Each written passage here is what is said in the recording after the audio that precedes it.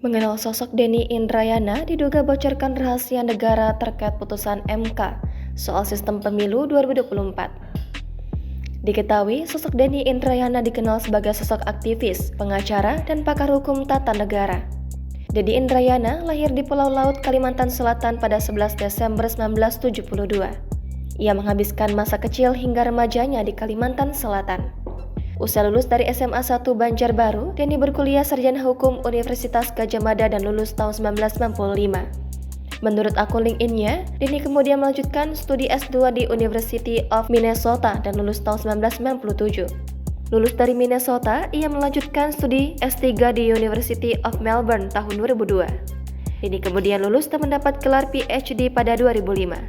Tahun 2010, ia dikukuhkan sebagai guru besar hukum tata negara oleh UGM.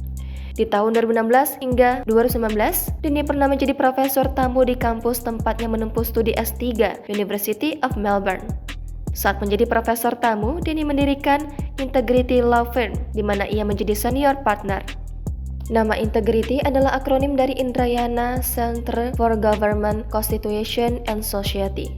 Sepanjang pengalaman dan karirnya di dunia hukum selama 20 tahun, Denny Indrayana aktif berkampanye melawan mafia, peradilan, dan korupsi.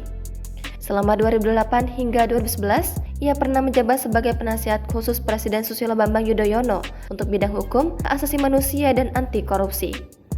Setelahnya, ia dipercaya menjadi Wakil Menteri Hukum dan HAM pada 2011 hingga 2014.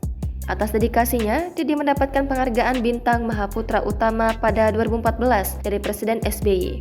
Sejak 2022, Denny telah melebarkan sayapnya ke dunia internasional. Ia diketahui telah mendapatkan izin praktik pengacara di Melbourne, Australia, dan membuka kantor cabang Integrity Law Firm. Diketahui sebelumnya, pakar hukum tata negara Denny Indrayana menyebut MK akan putuskan proses pemilu 2024 menggunakan proporsional tertutup. Denny dalam akun Twitternya, @Denny Indrayana pada Minggu 28 Mei menuliskan, "Pagi ini saya mendapatkan informasi penting. MK akan memutuskan pemilu legislatif kembali ke sistem proporsional tertutup. Kembali memilih tanda gambar partai saja." Denny menyebut putusan itu diambil setelah adanya dissenting opinion atau perbedaan pendapat dalam menjatuhkan putusan antara hakim MK, di mana jumlah perbandingannya yakni 6 hakim berbanding 3 hakim. Perihal dari mana informasi yang dirinya dapat, Denny tidak membeberkan identitas sosok tersebut. Terpenting kata dia, informasi yang dia terima itu bersifat kredibel. Kemudian pada tweetnya itu, ia melanjutkan, "Siapa sumbernya? Orang yang sangat saya percaya kredibilitasnya, yang pasti bukan hakim konstitusi. Maka kita kembali ke sistem pemilu Orba, otoritarian dan koruptif." Dalam unggahannya itu juga Denny menyampaikan kondisi politik tanah air saat ini. Salah satunya yakni perihal penegakan hukum di Indonesia yang didasari pada putusan MK terkait masa jabatan pimpinan KPK.